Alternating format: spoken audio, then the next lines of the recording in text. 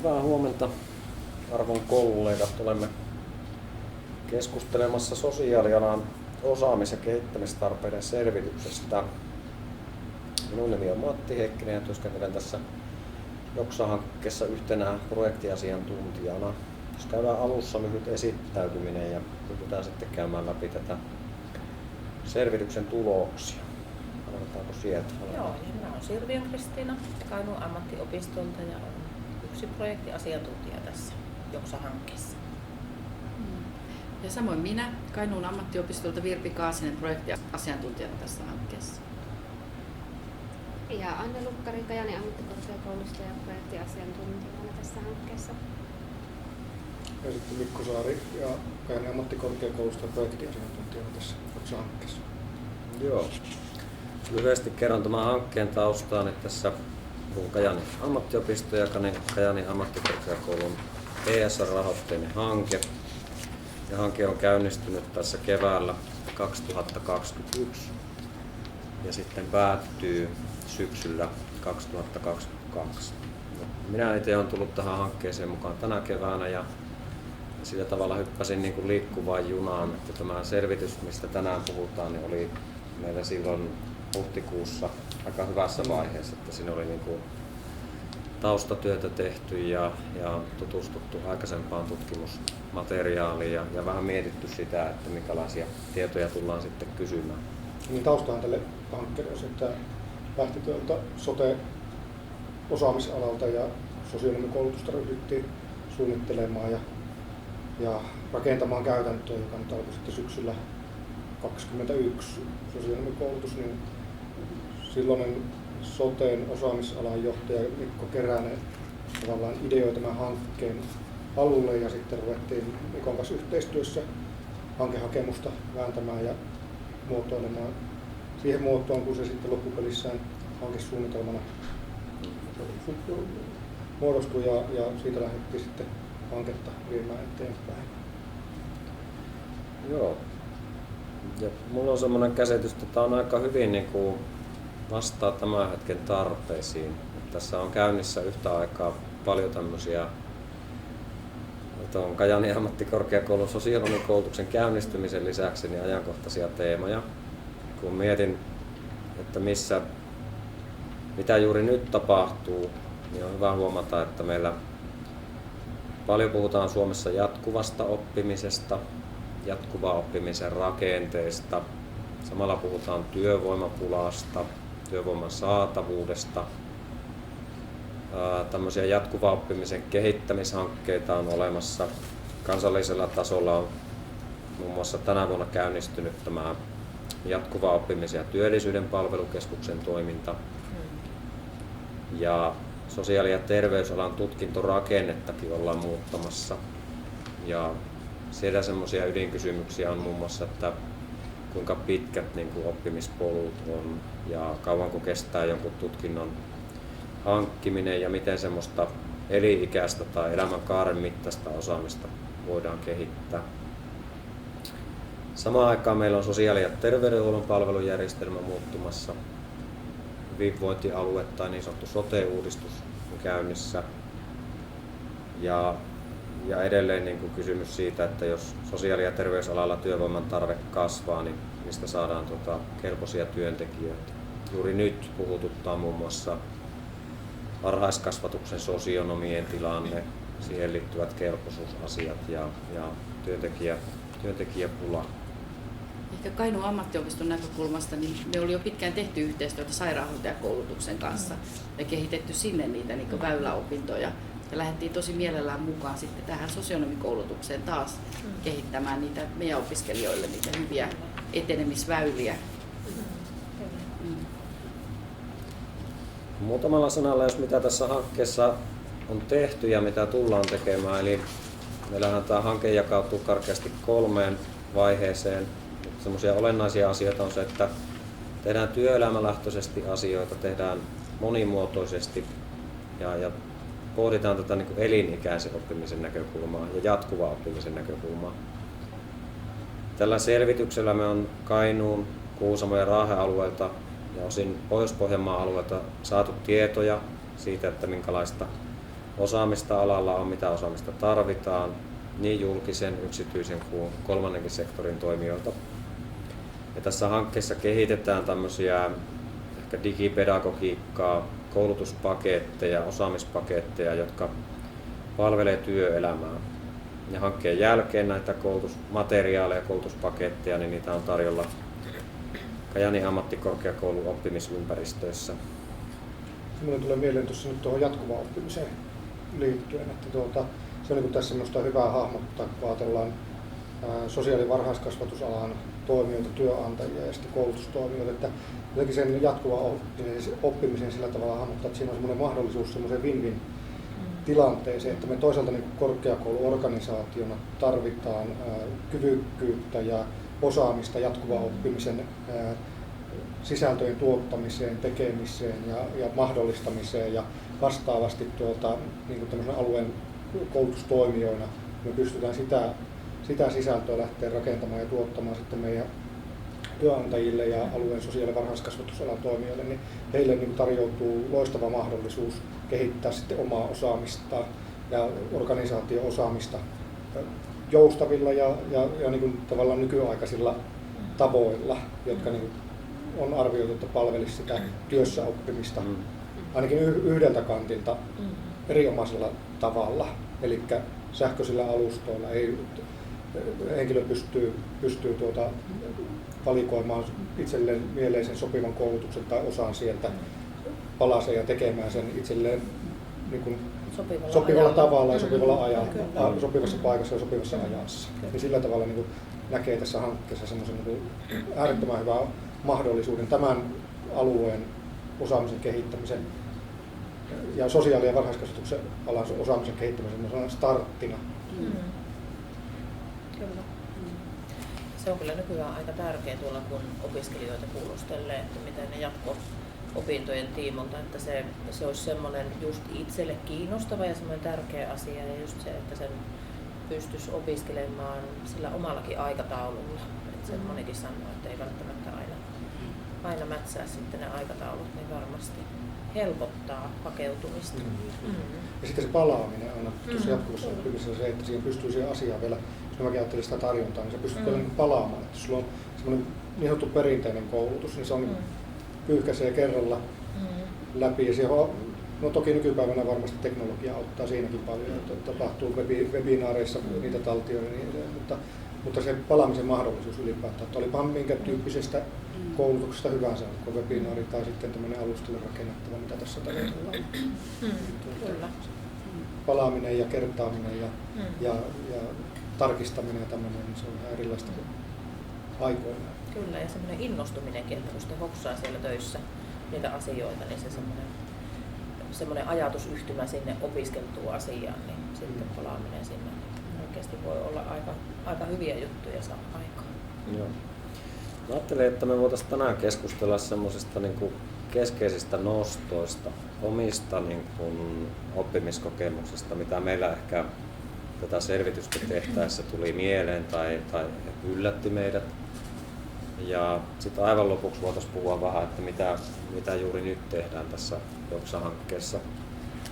Mutta jos lyhyesti taustataan tätä keskustelua, niin tämän vuoden keväällä tehtiin sähköinen survey-kysely, johon saatiin 86 vastausta. Vastausprosentti jäi tosi matalaksi, ottaen huomioon se, että miten laajasti sitä jaettiin.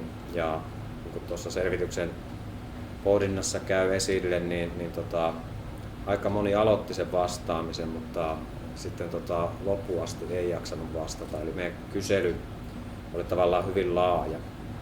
Mutta se, mihin lähdettiin hakemaan vastauksia, oli se, että millaisia on nämä jatkuvan oppimisen osaamistarpeet, millaisia osaamisalueita koetaan keskeiseksi hallita, mitä vastaajat on sitä mieltä, että millaisia osaamisen kehittämistarpeita on sosiaalialalla tai varhaiskasvatuksessa, ja myös se, että minkälaista täydennyskoulutusta pitäisi järjestää koulutusorganisaatioille. Siinä on paljon semmoista tärkeää tietoa meille koulutustoimijoille. Ja kyselyn rakenne oli siten, että jos työskenteli esihenkilönä niin vastasi hieman eri kysymyksiin, ja jos työskentelin sosiaalialalla, niin vastasi hieman eri kysymyksiin. Mutta ruvetaan katsoa vähän näitä keskeisiä tuloksia ja havaintoja. Eli kaiken kaikkiaan niin meillä oli hyvin laaja kysely. Tässä on tämmöisiä käytännönläheisiä tuloksia ja sitten jonkin verran mahdollista myös ihan tutkimuksellisesti tarkastella sitä aineistoa. Tieto on kuvailevaa, se kertoo vastaajien kokemuksista ja kehittämistarpeista. Jossain määrin on mahdollista yleistää meidän tuloksia, mutta on otettava yleistämisessä huomioon se, että meidän vastaajajoukko oli jossain määrin rajattu ja sitten se ei niin kuin tasapainoisesti edusta kaikkia sosiaalihuollon toimijoita eikä kaikkia varhaiskasvatuksen toimijoita. Ja jos yrittää niin kuin koko selvityksen keskeisiä havaintoja tiivistää, niin sosiaalialan vastaajilla vuorovaikutustaidot, ihmisten kanssa vuorovaikutuksessa oleminen oli jotenkin hyvin keskeistä. Ja tähän ihmisten kanssa työskentelyyn myös tämä luottamuksellisuus, asiakkaan osallisuus. Sitten palvelujärjestelmän tuntemus, lainsäädäntötuntemus, myös sellaisia keskeisiä osaamisalueita ja palveluiden yhteensovittaminen tässä suomalaisessa palvelujärjestelmässä. Se oli myös etiikkaa eettiseen työhön ja tämmöisen niin kuin ryhmätyöhön tai toisten ihmisten kanssa työskentelyyn liittyviä havaintoja. Eli tämä moniammatillinen työ ja taito kohdata asiakas kunnioittavasti oli tässä sosiaalialan vastaajien vastauksessa keskeisiä asioita. Ja samalla tapaa varhaiskasvatuksessa hyvin voimakkaasti tuli esille tämä niin kuin lapsen etu, lapsen edun mukainen toiminta. Säädösten tuntemus, joka ohjaa sitä varhaiskasvatuksen toimintaa ja erilaiset kasvuympäristöt ja se, että miten niitä voidaan hyödyntää. Selvityksen näkökulmasta vielä semmoinen huomio, että me oltiin jätetty mahdollisuus vastaille jättää tavallaan vastaamatta yksittäiseen väittämään tai kysymykseen, että aivan kaikkien väittämien tai kysymysten kohdalta niin oli vaihtelua siinä, että kuinka paljon vastaajat tosiasiallisesti vastasi. Mut joo, ruvetaan käymään sitten vähän lähemmin, että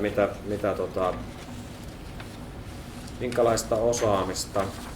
Haluaisiko joku teistä muista käyttää puheenvuoroja vaikka tähän sosiaalialan osaamiseen liittyen ensin?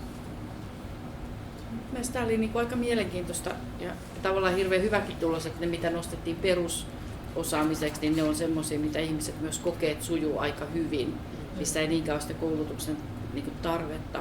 Nimenomaan tämä vaikka luottamuksellinen asiakassuhde ja se työskentely ja sitten vuorovaikutus, että se ydinosaaminen on olemassa, mutta sitten tämä mitä on vähemmän ja missä on ehkä sitä koulutuksen tarvetta, niin on näitä niin kuin menetelmiä, semmoisia niin kuin ajassa olevia uusia menetelmiä. Green Care esimerkiksi löytyy ja etsivä työ tai toiminnalliset taidemenetelmät. Että.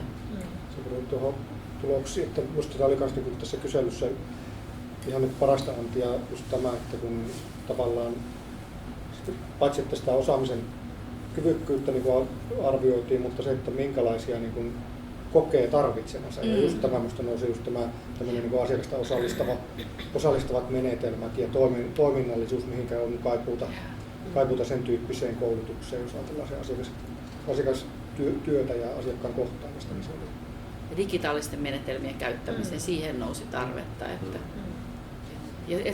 sehän antaa kivan kuvan meidän alueen työstä, että ihmiset kokee, että siihen niin perusasiaan on osaamista. Ja sitten nämä tämmöisiä ajassa olevia, mitä tarvitaan lisää. Koulutustarpeita. Sillä osaamisen puolella itse ajattelin, että oli hyvä huomata se, että moniammatillinen verkostotyö, että se on semmoinen osaaminen siellä vastaajilla. Ja sitten tuo, että niin kuin tavallaan tässä jos niin kuin, mihin sosiaalialan tai varhaiskasvatuksen osaamisen alueeseen tarvitsee koulutusta, niin tutkiva kehittävä työ, kun ajatellaan niin kuin näitä muuttuvia tarpeita ja ajassa olevia tarpeita, että ihmisillä on halukkuutta kehittää koko ajan osaamista ja just tämmöistä niin kuin, omaa työskentelyotetta ja sitten tämä, että lainsäädännöstä ollaan kiinnostuneita, halutaan niin kuin ne asiat tuntea ja tunnistaa ja toimia sillä tavoin. Se on kuitenkin semmoisen asiakkaan näkökulmasta se edun mukaansa toimimisen perusteet. Ja varmaan kuvaa niin tätä aikaa ja niitä isoja muutoksia, mitä on tulossa, että täällä nousee myös näitä, mihin niin koetaan, että tarvitaan lisää osaamista tähän päätöksentekoon vaikuttamiseen sekä alueellisella että valtakunnallisella tasolla. Että se niin selvästi on halua vaikuttaa, mutta tarvitaan keinoja siihen lisää. Semmoinen, mitä itse mietin tuosta lainsäädäntöosaamisen kohdalla, että se, jos oikein muistan, niin se oli niin kuin molemmissa vastaajaryhmissä, eli sekä sosiaali- että varhaiskasvatuksessa. Mutta sosiaalialan vastaajilla oli niin kuin 2 tämmöistä, missä he koki tarvitsemansa lisää koulutusta tai lisää osaamista. Selkeästi tämä lainsäädäntö ja sitten nämä sosiaaliturvaetuudet ja niiden hallinta. Ja se käsitys, mikä minulla on niin sosiaalihuollon lainsäädännöstä, niin on se, että sitä on niin kuin määrällisesti paljon. Ja sitten tässä on viime vuosina ja vielä tulossa tavallaan koko ajan tämmöisiä uudistushankkeita. Tällä hetkellä muun muassa vammaislainsäädännön uudistus, sitten tämä sote-uudistuksen lainsäädäntö omana isona kokonaisuutenaan ja vielä jää tavallaan niin kuin tosi monta semmoista erityislakia, mitkä muuttuu. Et siinä mielessä se on jotenkin sisäänrakennettu tähän sosiaalialalle, että täytyy pysyä niin kuin kärryillä siitä, että miten lainsäädäntö muuttuu. Ja samantyyppistä kehitystä on myös täällä niin kuin sosiaaliturvaetuuksien puolella. Että se, mitä vaikkapa opintotukietuudet oli 10 vuotta sitten, niin ei ole enää tänä päivänä. Että aina tapahtuu semmoista hienosäätöä. Se on tavallaan mielenkiintoista sitä miettiä, että mikä olisi sitten semmoista koulutusta, mikä hyödyttäisi työelämää nimenomaan tässä jatkuvassa lainsäädäntö- ja etuusmuutoksessa. Mitä Anne sanot siihen? Niin ja millä tavalla sitä koulutusta, tai että se koulutus täytyy saada sillä tavalla jotenkin, että se pysyy aina ajan hermolla ja se tieto päivittyy sinne koko ajan sitä mukaan. Kun niinku. Ja varmasti tällä hetkellä on semmoinen vähän odottava tila tuolla työntekijöillä ja yksiköissä, että kun sote-uudistusta on tässä vuosia odotettu, niin semmoinen epätietoisuuskin ja semmoinen hämmennys siellä, että ei oikein tiedä, mitä tapahtuu. Sitten taas toisinpäin, jos miettii näitä niin kuin vahvuuksia sosiaalialan vastailla, niin siellä on semmoisia ehkä niin kuin peruskykyjä tai taitoja tai kyvykkyyttä, joka ei ole tavallaan niin kuin riippuvainen tämmöisistä niin kuin lainsäädäntöuudistuksista. Ja tämmöisinä voisi nostaa tästä niin kuin vuorovaikutustaidot toisten ihmisten kanssa, asiakkaan kohtaaminen ja tavallaan ehkä se etiikka-arvopuoli, että minkälainen ihmiskäsitys meillä on, miten me kohtelemme asiakasta tai tämmöinen niin kuin asiakkaan niin kuin, ja haavoittuvassa asemassa oleva asiakkaan niin kuin asemaan asettuminen. Ne on jotenkin semmoisia asioita, mitkä mä miellän, että ne ei muutu, vaikka joku laki muuttuu. Tavallaan sitä niin kuin ammatti-identiteettiä ja sen tyyppisiä asioita. Varhaiskasvatuksessa on just se lapsen kohtaaminen esimerkiksi, ja kohtaaminen ja tämmöistä. Se mikä täällä on kanssa, että osaan huomioida asiakkaan edun palveluissa, että semmoinen vahva osaaminen sillä puolella, niin just niin kuin sanoitkin, että ei ole sidoksissa siihen lainsäädännön muuttumiseen. Ja hienoa täältä huomata, että semmoinen osaaminen on vahva. Sitten ehkä taas mietin semmoisia asioita. Meillä oli tätä niin tutkimus- ja kehittämisosaamista koskevia väittämiä. Täältä niin nostoja, mitkä on tavallaan mitä vastaajat koki, että en osaa lainkaan tai osaan vähän.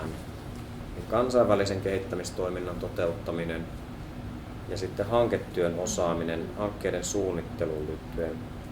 Näitä mä itse mietin, että ehkä tällä alueella on sitten verrattain vähän semmoista kansainvälistä kehittämistoimintaa, tai se, jos sellaista on, niin se ei sitten taas ole ehkä koskettanut niitä, ketkä tähän kyselyyn on vastannut. Ja oikeastaan yllätyksenä mulle, että toi hanketyön osaaminen kuitenkin koetaan semmoinen, että sitä osataan vain vähän. Kyllä. Tätä mä jäin miettimään kanssa tätä kansainvälistä kehittämistoimintaa, että ehkä tässä me oppilaitokset voidaan mennä vähän itseemme myöskin, koska meillähän on kansainvälisiä hankkeita, mutta et miten me niin kuin tuodaan se täällä paikallisille työpaikoille, että tuodaanko me se vaan niin kuin näinä vaihto-opiskelijoina, joita sitten on vaikka paikallisissa päiväkodeissa esimerkiksi. Että se on varmaan semmoinen niin kuin hyvä taas lähteä miettimään. Tuo hankeosaaminenkin, niin sitä hankkeita on aika monissakin paikoissa jatkuvasti menossa, että mielletäänkö sitä työtä edes, että tehdään niin sitä kehittämistyötä ja suunnittelutyötä sinne hankkeelle. Varmasti niin jatkuvasti tehdään, mutta että ymmärrys siitä, että se oma tekeminen on sitä. Ja varmaan paljon organisaatiossa voisi tämmöinen niin mututuntumatta sanoa, että se niin kokemukset hankkeista, että sieltä loppupelissä on aika vähän jää sitten elämään asioita, että siinä on varmasti semmoisen niin osaamisen kehittämisen paikkaa, että ne hankkeiden merkityksellisyyden niin kyllä. tuntuu. Ettei ne jää vaan semmoiseksi sanahelinäksi niin kuin levittäminen ja tehdään juurruttaminen, 3 vuotta jotain ja sitten palataan siihen, joo. mitä on tehty ennenkin, että se on aina se hankkeen tavallaan riski ja helposti saattaa näin käydäkin, että siinä on se osaamisen kehittäminen just niin kuin, paitsi että se hankkeen hakemiseen ja hallinnointiin, se on tavallaan aika raskas siellä käytännön arjessa. Niin sen lisäksi vielä se, että se hanke osataan sitten juontaa tai lähtökohtaisesti rakentaa sellaiseksi, että se aidosti menee niin rakenteisiin ja luo sitä tahtotilaa kehittää työtä. Niitä käytäntöjä jää sinne sitten työelämään niin kuin hyödyksi. Jotta se ei olisi irrallinen vaan siitä käytännön työstä. Se voi olla, mutta mehän ei päästä pystyä muuta kuin mutulla tulkitsemaan. Niin, kyllä. Nimenomaan. Tuleeko teillä muuta mieleen tästä niin kuin sosiaalialan väittämistä, mitkä koski tätä niin kuin osaamista? Tutkimus- ja kehittämisosaaminen, niin täällä itsellä semmoinen oikein sydäntä lämmittävä asia opiskelijoiden ohjaaminen harjoittelussa on koetaan hyvänä osaamisena, että siihen on varmasti niin kuin molemmissa oppilaitoksissa tehty aika paljon vuosien aikana työtä. Että semmoinen. Ja tietysti tuossa tulee mieleen tähän eettisyyteen, missä on niin vahva asiakaslähtöisyys, niin tietenkin että mitä tuo käytännössä nyt sitten, miten näette tuon suunnittelun toteuttaminen omavalvonnan osalta, että se on kuitenkin, kun ajatellaan niin yhtenä semmoisena, niin kuin näkisin sen aika merkityksellisenä osana. Ja totta kai sitten nämä työyhteisötaidot, ristiriitojen kyvyt käsitellä, kohdata ristiriitoja ja käsitellä niitä työyhteisössä, niin sitä mä katsoin kanssa, sitä me on Anne kanssa tässä mietitty, että miten niin siitä eteenpäin sitten, että mitä on ne taidot, mitä työelämä sitten tarvii, että näitä ristiriitoja osattaisiin käsitellä paremmin. Että oletetaanko, että kuka tekeekö joku muu, niin, joku käsittelee. Tässä on aika yllättävää, kun katsoo, tässä on niin 3 tapaa kysytty tätä ristiriitojen käsittelyä ja sitten kuitenkin tämä niin kuin ristiriitojen käsittely asiakkaiden kanssa väittämä saa tavallaan niin kuin korkeamman arvon. Se osataan paremmin kuin sitten ristiriitojen käsittely työnantajan tai työntekijöiden välillä. Siinäkin niin kuin vähän yllätyin tavallaan siitä, että jotenkin ne samat kyvyt tai taidot sen ristiriitaisen asian osalta, niin voisi kuvitella, että voi toki olla niin, että ne ristiriidat on sitten erilaisia työntekijöiden välillä kuin mitä sitten. Ja keinot kohdata niitä ristiriitoja ja käsitellä vielä eteenpäin, ne voi olla, että siinä on vielä niin tekemistä. Asiakkaan osalta on tietyt prosessit ilmeisen selkeitä. Ajatella, että tulee ristiriidat, miten siinä toimitaan, mutta sitten voi olla niiden henkilökemioiden tai henkilöstön välillä olevat niin puuttumisen keinot ja tavat ja mallit, niin ne on niin jatkuvasti kehitettäviä toimintatapoja ja vaatii johtamista ja johtamisen osaamista ja sitten myös niitä työyhteisötaitoja ja sitten myös konkreettisia toimintatapoja ja malleja, mitä työyhteisössä on oltava, jotta saadaan se ristiriita asianmukaisesti rakentavasti käsiteltyä. Kyllä. Tästä samasta kohdasta itse ajattelen, että semmoinen asiakkaiden parissa tehtävä työ koetaan, että sitä osaamista on niin kuin aika paljon, niin täälläkin on tämä, että osaa antaa palautetta asiakkaalle rakentavasti, mutta sitten täällä on työkaverit ja niin kuin esihenkilöt, niin niille ei ehkä niinkään koeta osaavan. Niin, mä miettii tätä ihan samaa, että sekä sosiaali- että kasvatusalalla niin se asiakas ja lapsi, nostetaanko se niin keskiöön, että sitten niin unohtuu se, että meidän pitäisi toimia myös työtiimin kanssa semmoisena rakentavana yksikkönä. Jotain sen tyyppistä täältä niin kuin nousee. Niin. Mikä, Sitten tuossa niin johtamisen osalta, että jos koetaan, että vuorovaikutustaidot toimii johtamisessa, niin kuin henkilöstön ohjaamisessa ja hyvää hallintoa ja päätöksenteko-osaamista löytyy. Sitten täällä on niin tämmöisiä, kuitenkin jos ajatellaan vaikka sote-uudistusta ja palvelujen, tai sitä keskustelua esimerkiksi, mitä käydään niin sote-palvelujen äärellä, niin täällä niin tämä sosiaalisen median kanavien hallinta palveluihin liittyen ja markkinointiosaaminen, että ne on niin heikolla pohjalla. Kyllä siinä niin ajatellaan tulevaisuutta tätä hetkeä ja palveluja niitä eteenpäin viemistä, mutta siinä on niin tekemistä riittää varmasti niin tuollaisella. on ja se on semmoista, ehkä semmoista positiivisen markkinoinnin osaamista, Kyllä. kun Niin. julkisuudessa nousee aika paljon semmoista niin negatiivista. Kyllä, ja kriisiviestintäosaaminen, Joo. niin se, että miten kriisi määritellään, mutta kyllähän siellä niin kuin, aina kun organisaatioon kohdistuu joku niin kuin negatiivinen paine, niin kyllähän se aina kyse on kriisistä, olkoon se miten iso tahansa. Kyllä. Ja siinä niin kuin se tilanteen hallinta ja viestinnän hallinta johtamisen osalta, niin se on niin kuin ensiarvoisen tärkeää, jotta siitä saadaan opittaa ja mennään eteenpäin rakentavasti ja ei jää niin kuin asiat junnaamaan ja polkemaan paikallaan. Tuo markkinointiosaaminen, että se on varmaan tällä sosiaalialalla ja varhaiskasvatuksen alalla semmoinen, että ei ehkä ajatella, että se markkinointi olisi semmoinen yksi Palvelut tärkeä äärettömän ja tärkeitä oleellinen. ihmisille, kun Kyllä. mietitään ja niiden Niin. merkitystä yhteiskunnallisesti, että miten me niistä osataan viestiä niistä palveluista ja tuottaa sitä tietoa sillä tavalla, että se Joo. kannustaa. Jos pohtii niin kuin ääneen, niin esimerkiksi mietin sitä, että kun sosiaalihuollossa että ihmiset yleensä hakeutuu palveluihin vasta siinä vaiheessa, kun kriisi asiakkaalla on päällä tai heidän niin kuin omat voimat ei enää riitä sen niin kuin ongelman ratkaisemiseen. Ja sitten voi ajatella, että no tarviiko semmoisista palveluista viestiä. Että se tavallaan niin kuin, ihmiset kyllä tulevat sitten kun. Mutta jos me taas juhlapuheessa puhutaan, että pitäisi saada niin kuin sinne ennaltaehkäisevään siirrettyä painopistettä palveluissa, niin se voisi kai ajatella niin, että meillä pitäisi olla taitoa niin kuin markkinoida niitä palveluja, että älä tule, niin kuin, tai tule mahdollisimman varhaisessa vaiheessa, olisi jotenkin se, mitä se ikinä sitten kunkin palvelun kohdalla tarkoittaa, mutta jotenkin niin kuin yksinkertaisesti. Niin, oikea-aikaisesti tulisi se Joo. tuki. Tässä vielä, vaikka meillä ei niin kuin ole noussut tavallaan fokukseen, tuossa vaikka tuota johtamista nyt ajatellaan, niin ollut sitten vielä tavallaan, sanotaanko, että ne ei ainakaan mitään keskimääräisesti hyvää arviota ole, tai niin semmoista osaamisen tasoa, niin muutosjohtamisen osaaminen ja verkostotyön johtaminen. Jos mietitään nyt vielä tätä nykytilaa, niin näiden merkitys on niin kuin äärimmäisen tärkeä, että meillä on kyvykkyyttä muutosjohtamiseen, varsinkin tässä tätä aikaa kun eletään. Ja sitten se, että jos ajatellaan palvelujen kehittämistä ja verkostossa toimimista, verkostojen johtamista vaikuttavasti siihen asiakkaan tarpeeseen nähden, niin sitä osaamista kyllä sitä varmasti tarvitaan jatkuvasti lisää. Ja se ajassakin muuttuu. Joo.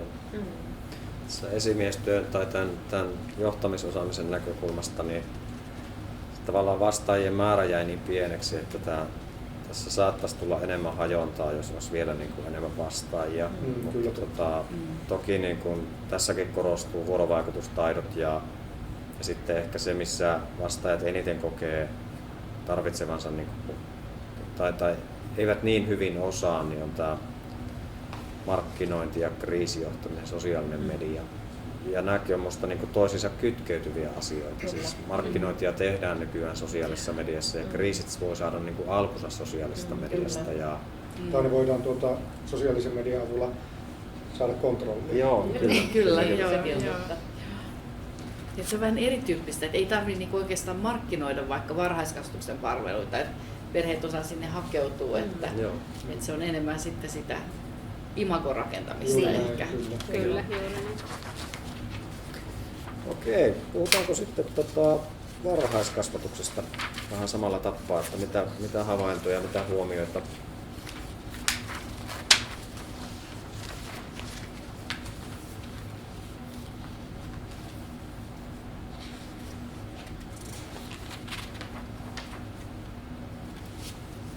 että lapsen edun mukainen toimintahan se tavallaan niin saatti lähteä tuota eettisistä periaatteista, että se on niin vahvasti ja sen kyllä tunnistaakin varhaiskasvatuspalvelu, mitä tuntee, niin se lapsen etu keskiössä on hyvin luonnollinen.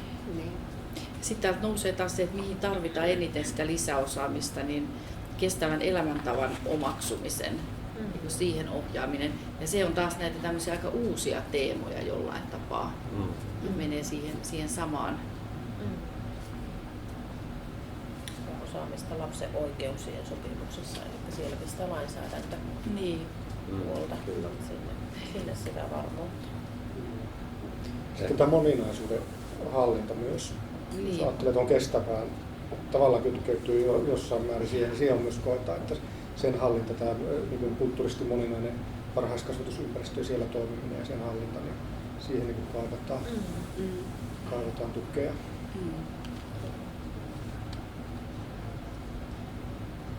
Semmoinen, mitä mä itse mietin näitä, kun tavallaan silmäilee tätä koko kokonaisuutta, niin tämä yksi väittämä, jossa se osaaminen koetaan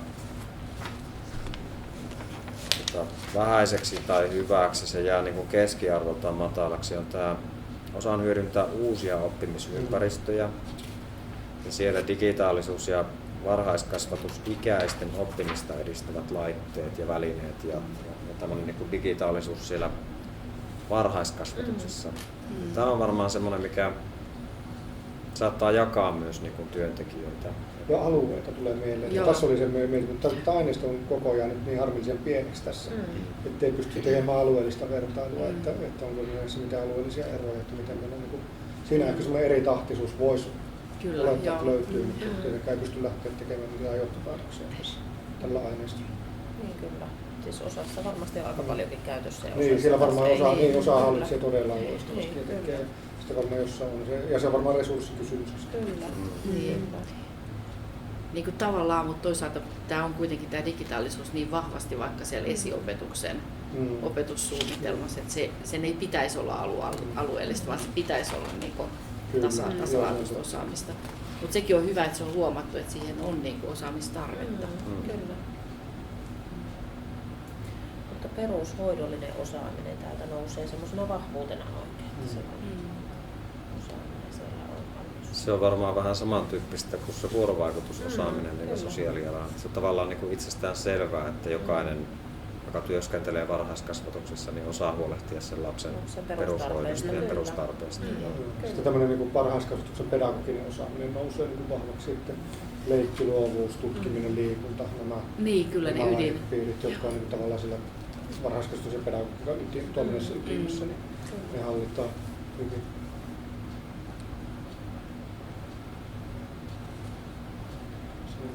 Sitten miten siellä tuli tuosta vasuusta, sen hallinta, oli osaan toimia vasuun. Se oli niin melko hyvä.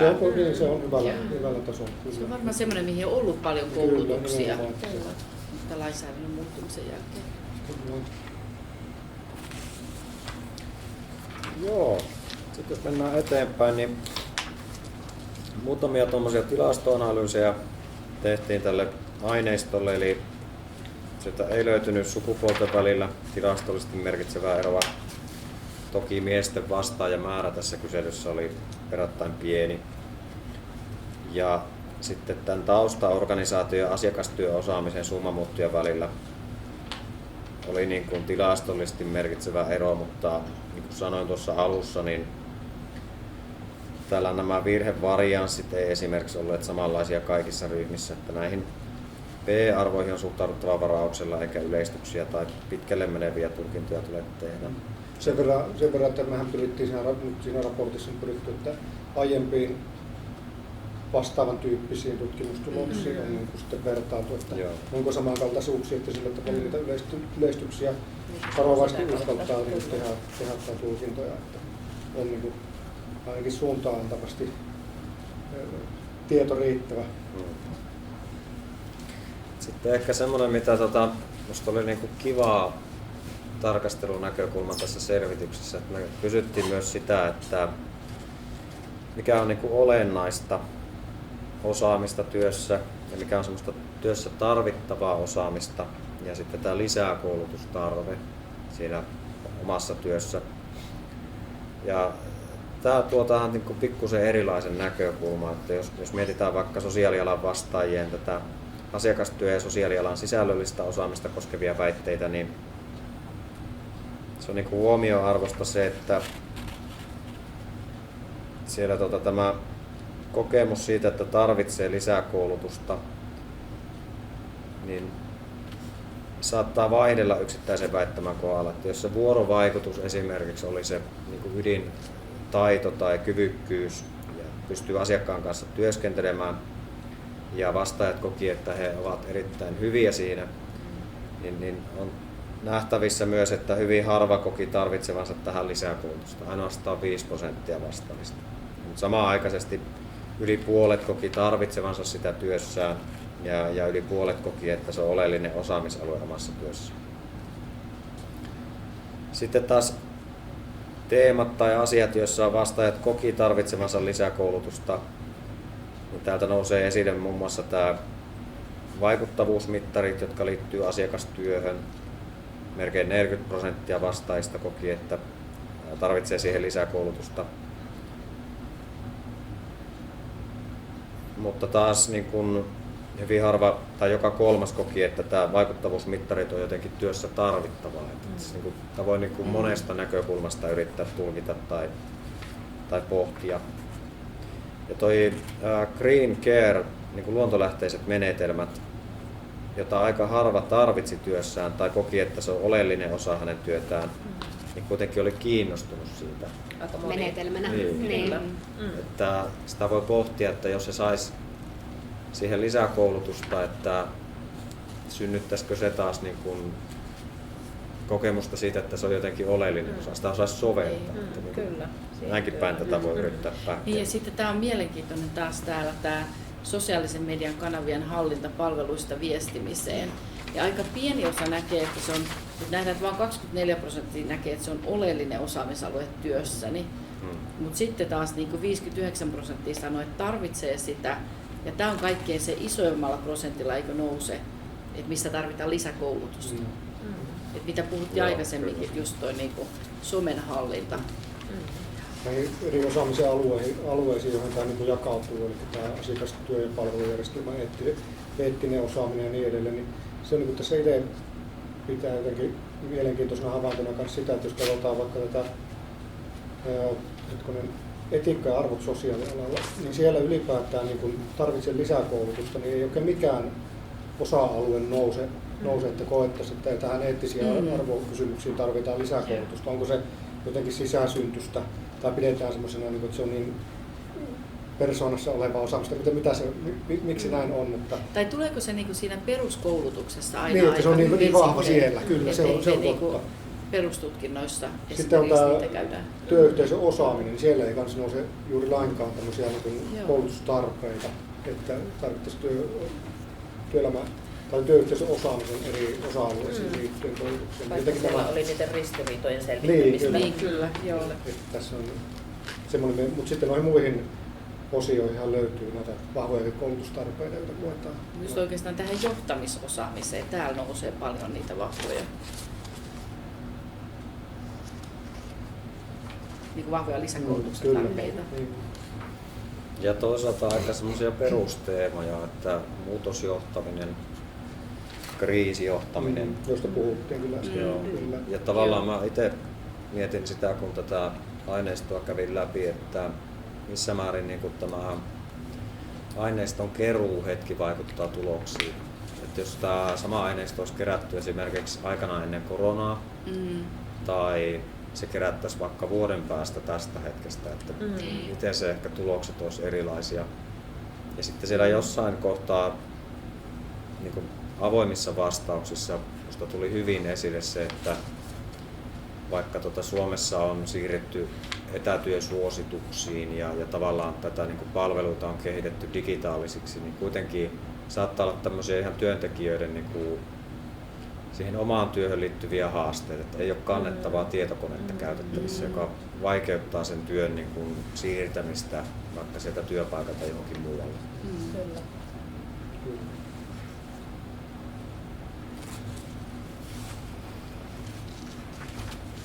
Okei, tehdään vähän samanlaisia nostoja sitten tuolta varhaiskasvatuksen näkökulmasta.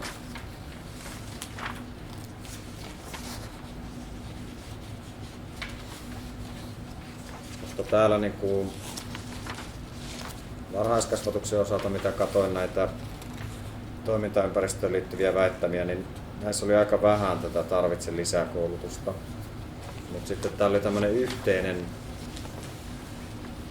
jossa kysyttiin niinku teemoja tai osaamisen alueita, joihin vastaajat kokevat tarvitsevansa koulutusta. Niin täällä 3 kärki: tutkiva ja työtä kehittävä työskentelyote, sosiaalialan lainsäädännön osaaminen ja sitten tämä kriisityön osaaminen.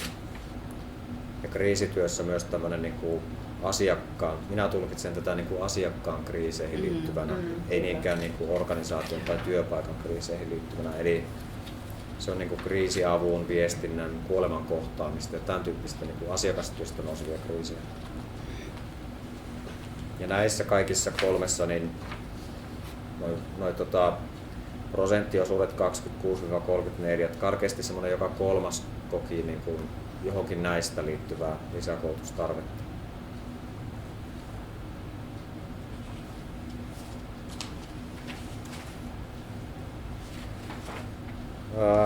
Sitten muutama sana noista tavallaan, mikä musta tuntuu itsestään selvältä siinä vaiheessa, kun kävin läpi vastauksia, mutta en olisi osannut näin niin kuin sanottaa, jos sitä olisi kysytty ilman tätä aineistoa, että minkälainen täydennyskoulutus sopii työelämässä oleville ihmisille.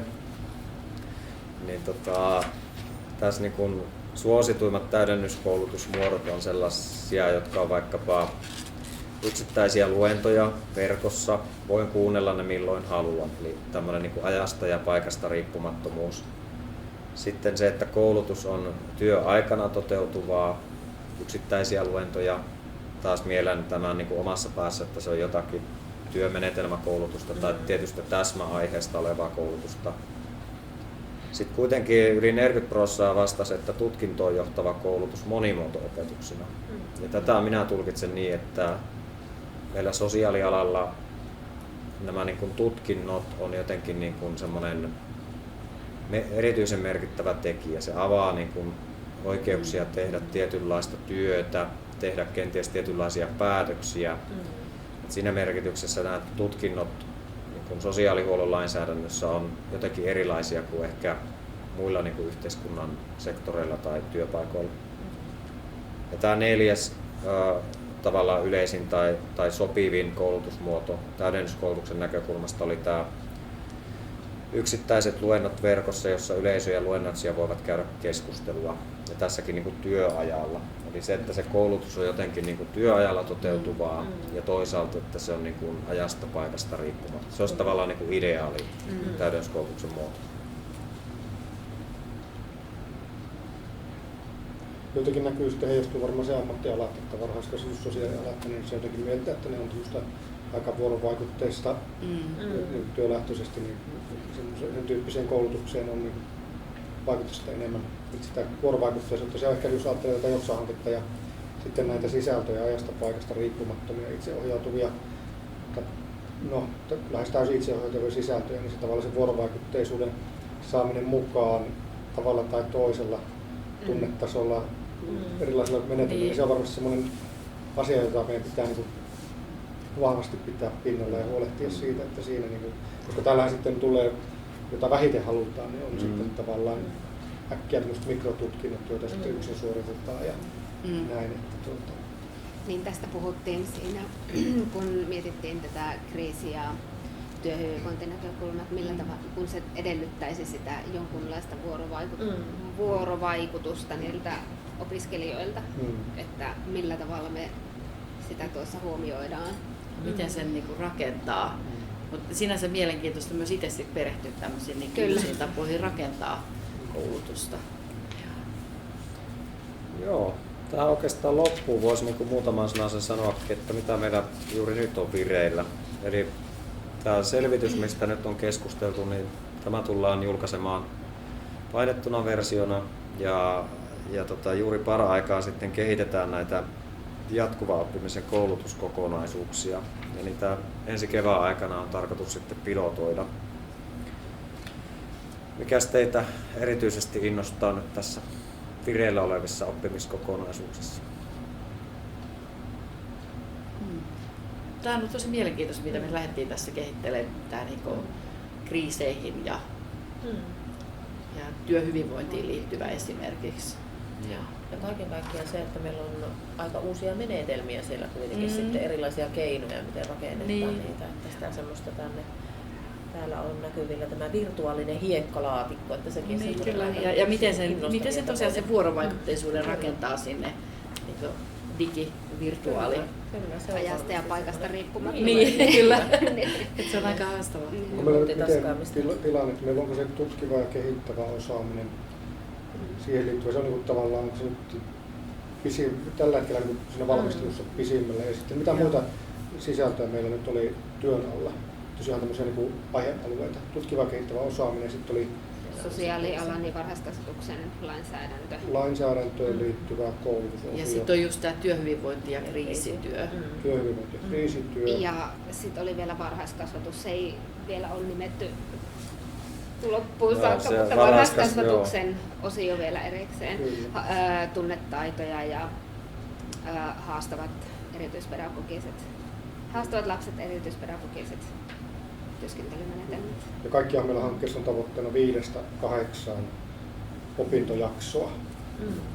Noin 3-5 opintopisteeseen. Sitä ideahan on myös siinä sitten niin työstettyä jatkuva oppimisen näkökulmasta, että ne vielä rakennetaan sisällöllisesti sellaiseksi, että jos se 3 tai 5 opintopisteen kokonaisuuden suorittaminen tuntuu raskaalta, niin sieltä voi tehdä yhdenkin opintopisteen. Että valita pienen osion sieltä tavallaan voiko puhua opintojakson moduulin. Se voi olla semmoinen, joka innostaa näitä meiltäkin Kainuun ammattiopiston puolelta sitten näitä perustutkinnon suorittajia. Niin just jatkamaan sitä ammattikorkeakouluopintoa. Sitä kautta sinne. Ja sittenhän siinä on se 3. työpaketti tulossa, että miten se on ajateltu kevään syksyn aikana sitten järjestetään näitä työpajoja Kainuun alueen, Raahen ja Kuusamon alueen sosiaalialan ja varhaiskasvatuksen alan toimijoille, joissa työpajoissa sitten vielä jatkojalostetaan näitä opintosisältöjä ja sitten tulevia koulutuksen kehittämisen tarpeita ja aiheita TKI-toiminnan tueksi. Joo, oli kiva kerrata teidän kanssa tätä jo tehtyä ja vähän sitä, että mitä tullaan tekemään tulevaisuudessa. Tässähän raportin pohdittaa oikeastaan tuli elementtejä. Kyllä. Semmoinen vähän pysähtyä asian äärelle, että mitä kaikkea on touhuttu. On saatu selville paljon asioita. Lämmin kiitos teille. Kiitos paljon. Kiitos. Kiitos.